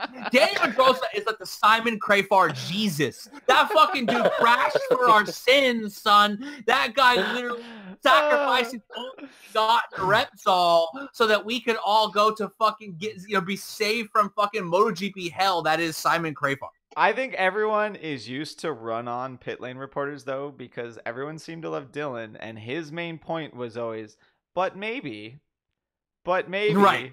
But maybe. And he'd give us 4 points when he could have just stopped after the first one. But no, I don't know. I mean, how long do we wait? He's mind-numbingly bad. He is not good at the job in any way, shape, or form. There is no portion of this job in which he is good at. Think of the things he needs to do. He's got to operate some equipment. We know he can't do that. He needs to be able to speak quickly, eloquently, and to the point. We know he can't do that. No. He needs to get rid of the fluff, and when he talks, he can't say and like and all that stuff. He can't do that. He literally is unqualified. You got one job in Parc Ferme to ask questions. He's fucked up on that. We all remember when he just like said a statement to Dovey, and Dovey's like, yo, where's the question, dog? Like, what are you talking about? He cannot do the job. Like, the dude who's going to do AFM, like Sears Point in like a month and a half is better than this guy. Straight up. All right. I think we're going to leave it at that one, Kev. That, I mean, not to end this episode on a deb, but well, I don't want to end it on a down note, but look, here's the problem. I'm more upset the fact that not only is he terrible at the job, and not only is he not good at it. Like, look, Dylan up and left, and I'm not exactly sure why. So you got to fill the job, and maybe you got to fill it with someone who's not as good as you think, and you hope they grow into it. Amy is right there and really good at the job.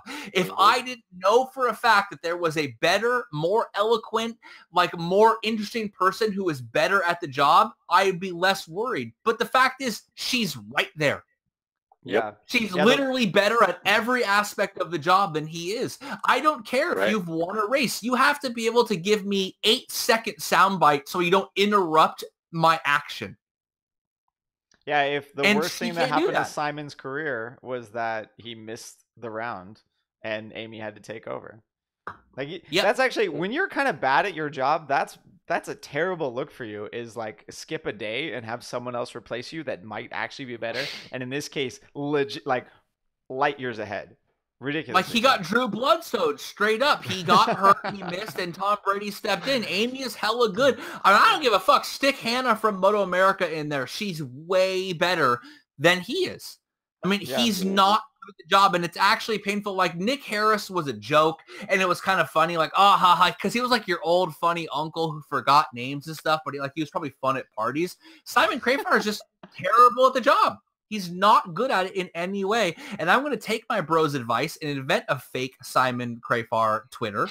And I'm going to have fake Simon Crafar comment on real Simon Crafar as much as possible. Oh, man. All right. On that bombshell, I think we're going to round this one out here. It's Tuesday. I'm going to publish this, I think, right now because I'm going to Sonoma tomorrow. And it's a very far drive. Dennis, are you coming? No, I got to be at work. But is this just for tomorrow? Huh? No, I'm You're riding just riding in Sonoma tomorrow? on Thursday. I'm riding on Thursday. Oh, on Thursday. Okay. Kev, are you gonna stop by? I should. Yeah, you should. Yeah, I can. I'm flying to San Diego on Friday. I know, right? Come say hi. Whatever. We're traveling the whole state of California this week. You will catch us next week. On that note, BrotoGP would like to thank you unconditionally for taking your time and spending a glorious evening with us. Maybe you're commuting in your car and maybe you're at work and you're interested. All I want to say is thank you for spending this time with us and allowing us to speak, entertain you on this wonderful sport that we enjoy, Moto Grand Prix. And on that note, if you are interested in the episode and you like our stuff, you could like, share, and subscribe on YouTube.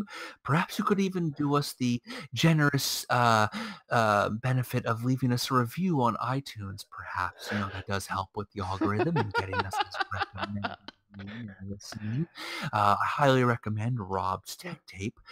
I do know that PBS Kevin is very interested in Rob's Tech Tape and learning the intricacies of this wonderful sport of MotoGP. That being said, we want to once again the vapors. We want to once again thank Writers Law for supporting us, being there for us, and enjoying being a part of the family and the team. And that being said, Simon Crafar can eat some ass. Fucking seriously, fire that asshole. Hire Amy tomorrow. Peace! Damn. Catch us next week with a Moto America episode, and we might be going live. All right, everyone. Later. Peace. Later.